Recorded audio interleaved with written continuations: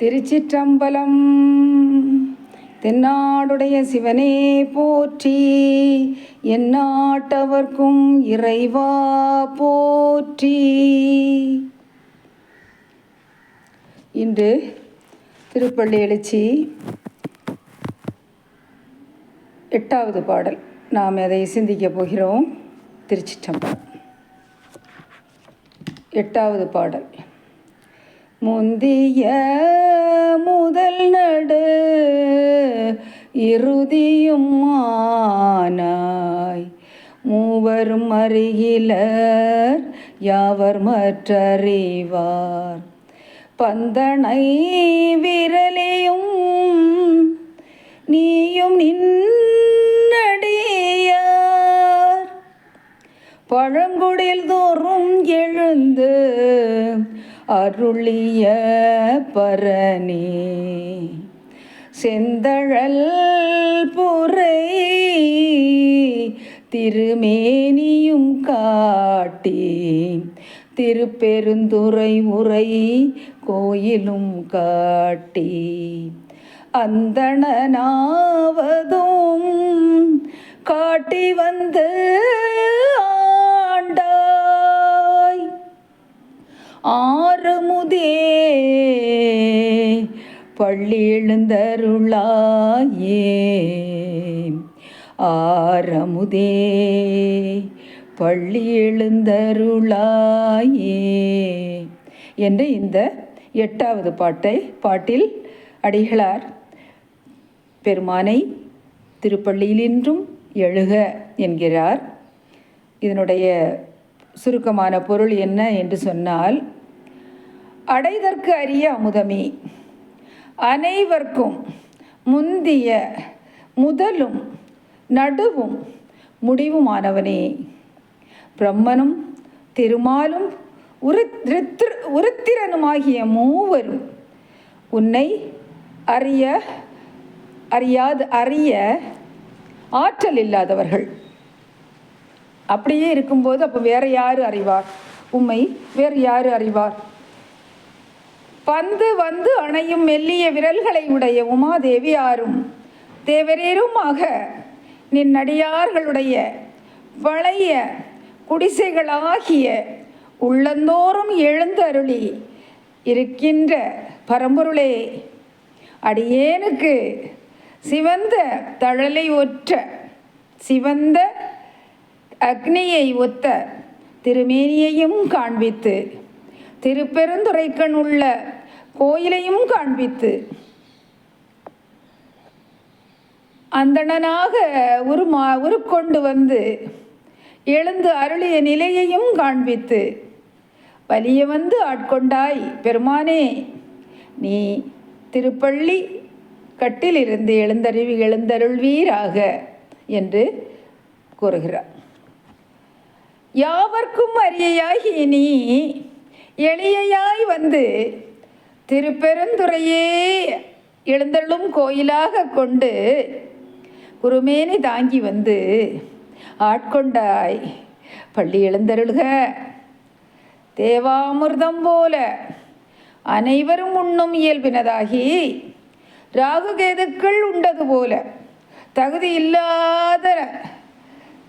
தகுதியில்லாதவர்களும் உண்ணும் இயல்பினதன்றி, இருவினை ஒப்பும் மலபரிபாகமும் உடையவர்க்கும் எளிதாய் ஏனையோர்க்கு அரிதாய் அமுதம் போல இருப்பதால் இறைவனை ஆரமுதே என்கிறார். எல்லா தோன்றுவதற்கும் எல்லாமே தோன்றுவதற்கு வித்தாகிய பெருமான். அதனால் அவரை முதல் என்கிறார். முதல் அனைத்திற்கும் முந்தியது ஆதலால் முந்திய முதலானாய் என்கிறார். முழு முதல் என்ற குறிப்பிடுவது போலாகிறது. தோன்றிய அனைத்தையும் வினை போகத்திற்கு ஈடாக தத்தம் கால எல்லை வரை போகத்தை ஊட்டி பாதுகாத்தலின் அவரை என்ன சொல்கிறாரு? நடு ஆனா என்கிறார். கால எல்லை கண் உயிர்களை தம்மிடத்து ஒடுக்கி ஓய்வளித்து தான் அனைத்திற்கும் முடிவாயிருப்பதால் இறுதியும் அனாய் என்று அருளுகிறார். இப்பிரகிருதி மாயா புவனத்தில் படைத்தல் ஆகிய முத்தொழிலை செய்யும் முதல்வர்கள் மூவர்.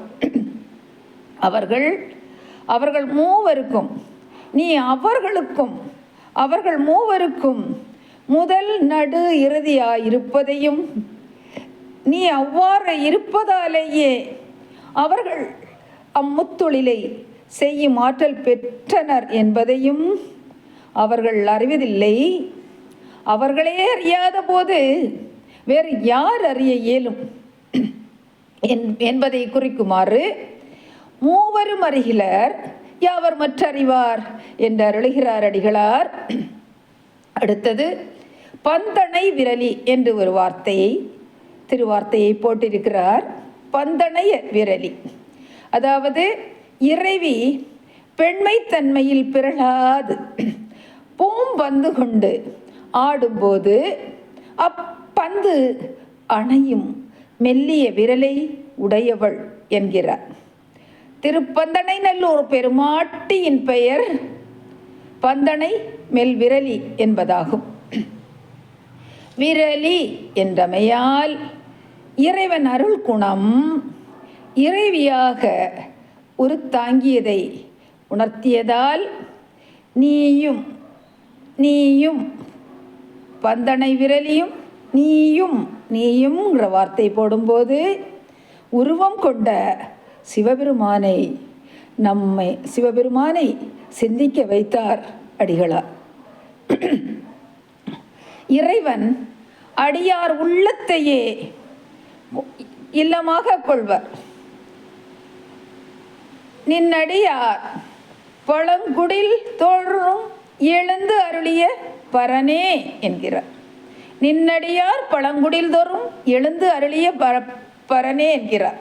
இதில் பழங்குடில் என்றால் அடியார்களுடைய உள்ளத்தை குறிப்பிடுகிறார் பெருமானார்.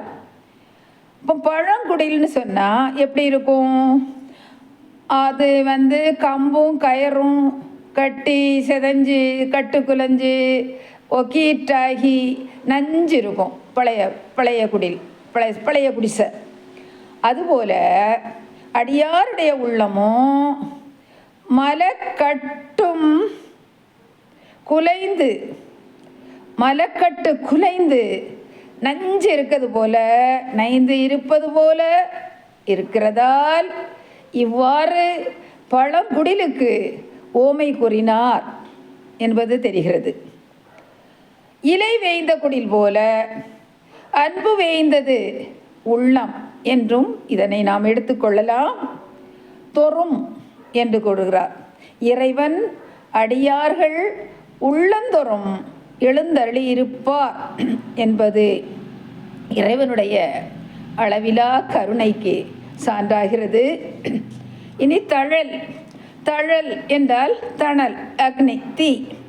அடிகளாரை ஆட்கொள்ள குருநாதனாக எழுந்து அருளிய போது இறைவனின் திருமேனி எவ்வாறு இருந்ததாம்? செந்தழல் போல சிவந்து இருந்ததாம். அதனால செந்தழல் புரை திருமேனியும் காட்டி என்கிறார். அடியார் உள்ளமாகிய பழங்குடிசையிலும் திருப்பெருந்துறை திருக்கோயிலிலும் வீத்திருக்கும் பெரும் கருணையை குடில்தோறும் எழுந்து அருளிய பரனே மேனியும் காட்டி கோயிலும் காட்டி அந்தணன் ஆவதும் காட்டி என்று குறிப்பிடுகிறார். இறைவன் ஆச்சாரிய மூர்த்தியாக எழுந்து அருளும்போது அந்தண வடிவில் வந்தார். ஆதலில் அந்தணன் ஆவதும் காட்டி என்றார். இவ்வாறு இறைவனுடைய தடத்த நிலை என்ன? அருவுரு என்பனவற்றை குறித்திருக்கிறார், நமக்கு தெரியப்படுத்தி இருக்கிறார் என்று நாம் இதிலிருந்து அறிந்து கொள்ளலாம். பரனே மேனி முழுவதையும் காட்டினான். நான் அதை கண்டேன், அவன் என்னை ஆட்கொண்டான் என்று திரோதானம், தூய்மையானமை உணர்த்துதல் இந்த பாடலில் நாம் காணலாம் என்று கூறி இத்துடன் இதனை நிறைவு செய்கிறேன். நாளை 10வது பாடலுக்கு 9வது பாடலுக்கு நாம் வரலாம். திருச்சிற்றம்பலம்.